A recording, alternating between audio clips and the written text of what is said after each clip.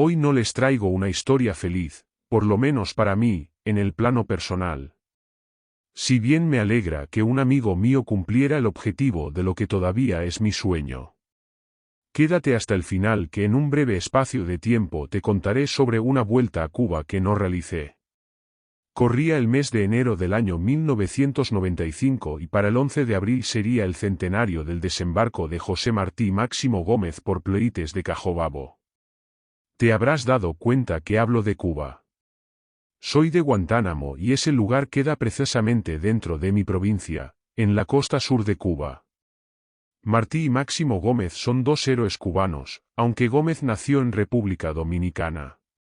Llegaron para empezar la guerra del 95, que le daría a mi país la independencia de España. Te preguntarás, ¿qué tiene esto que ver con la bicicleta? Enseguida te cuento. Siempre soñé con recorrer toda la isla en bicicleta.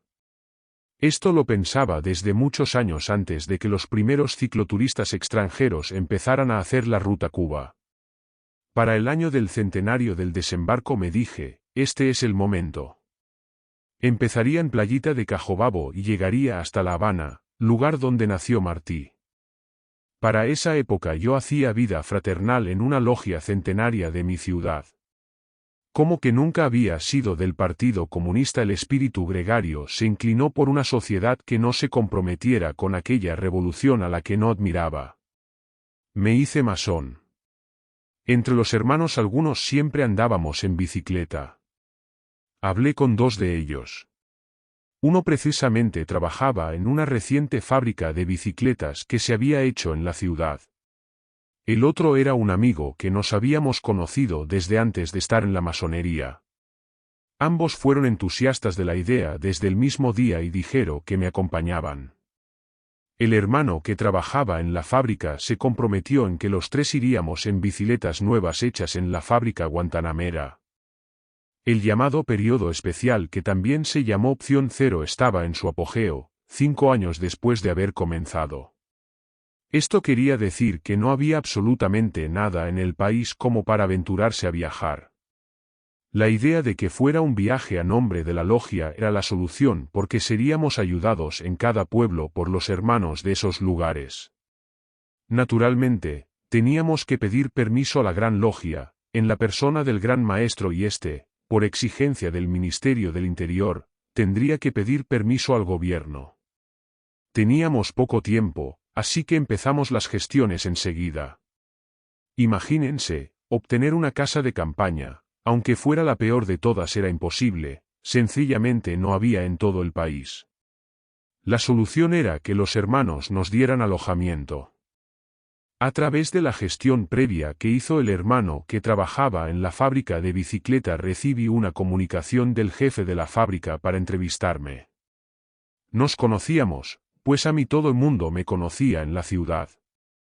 Había sido profesor de miles de estudiantes que ahora ya eran trabajadores, y en ese momento trabajaba de psicólogo en un centro de diagnóstico y tratamiento de niños con retraso y retardo en el desarrollo psíquico. Le conté en qué consistía el viaje y desde dónde comenzaríamos hasta dónde terminaríamos. Le pareció bien al jefe y me dijo algo que me llenó de asombro: debíamos llevar 3 cuadros y la fábrica se hacía cargo de todo lo demás, regalándonos 3 bicicletas que montarían en los 3 cuadros. En Cuba no había el concepto de promoción ni ninguna de esas cosas que conocemos en otros países. No había comercio en el sentido capitalista de la palabra. La fábrica era una empresa socialista y no tenía competencia. Si nos apoyaba era por un asunto de amistad o por admiración, todo limitado al jefe y el poder local que tenía allí. Por lo menos lo pensé así en aquel momento. El hecho es que antes de terminar enero nuestras bicicletas estaban listas, relucientemente nuevas y hasta con el nombre de nuestra logia escrito en el cuadro en letras grandes a manera de marca. Nos quedaba un mes por delante y nos sentíamos triunfadores.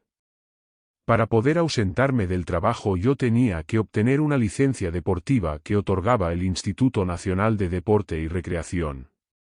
No fue problema. La obtuve. No teníamos tiempo para entrenar y tampoco nos hacía falta.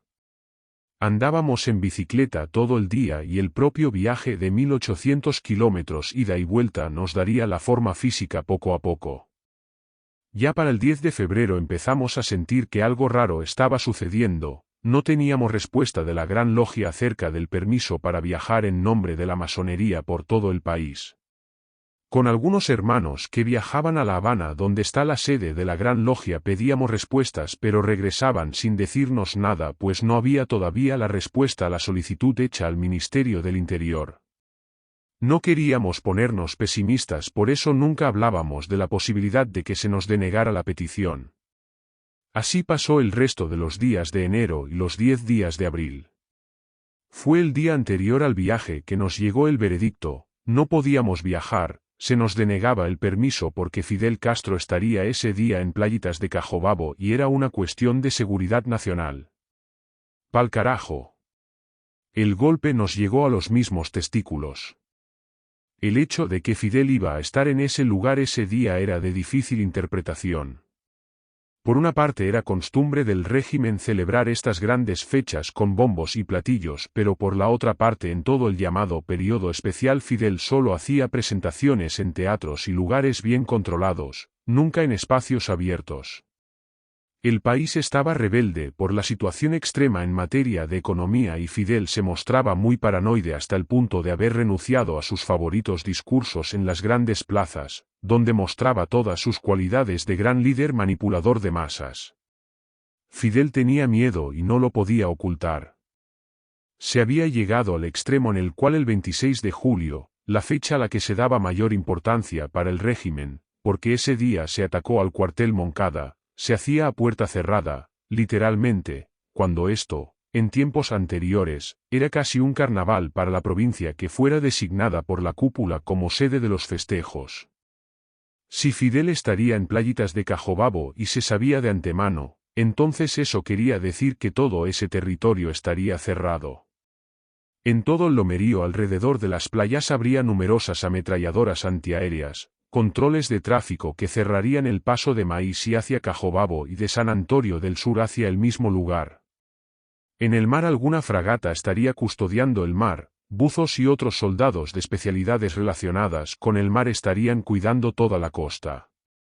Fidel posiblemente ni llegaría, sino que un doble engañaría a los pocos y probados periodistas que estuvieran autorizados a cubrir el espectáculo. Los chivatos estarían alertas en todos los poblados de los alrededores por si alguien se movía a ser capturados en el instante. Los locos y otros enfermos mentales, así como las personas que habían sido señaladas o expedientadas como desafectos al régimen serían detenidas con 48 horas de antelación. Así funcionaban las cosas de la seguridad en Cuba cuando Fidel se movía. No es como creen muchos en otros países que preguntan: ¿por qué ustedes no lo mataron? 28 años después la interpretación que yo hago de por qué se nos prohibió hacer el viaje en bicicleta es esta. El sistema unificado de información que funcionaba muy bien dio la alerta con suficiente información de que 3 locos de las logias de Guantánamo querían hacer un viaje alrededor de Cuba pero tomando como motivo el centenario del desembarco de Martí y Gómez por Pleite de Cajobabo. Esto de alguna manera llegó hasta Fidel. Tenía que llegar porque era un acontecimiento. Fidel era un personaje muy enfermo de liderazgo y sobre todo no permitía que nadie le robara el protagonismo. Fue así como sin querer lo obligamos que rompiera la rutina ya establecida de celebrar estas fechas desde algún teatro o local cerrado, donde asistían solamente los invitados de la cúpula. Posiblemente se grababa y cuando salía al aire ya Fidel estaba descansando con alguna de sus amantes. 3 locos, sin más liderazgo que ser conocidos en su ciudad obligaron al gran jefe a moverse fuera de sus guaridas seguras en un momento histórico difícil para él. De los 3 uno solo dijo que haría el viaje de todas maneras. Los otros 2, donde yo me incluyo declinamos, no nos atrevimos a desafiar al régimen ni a la determinación del gran maestro de la Gran Logia de Cuba.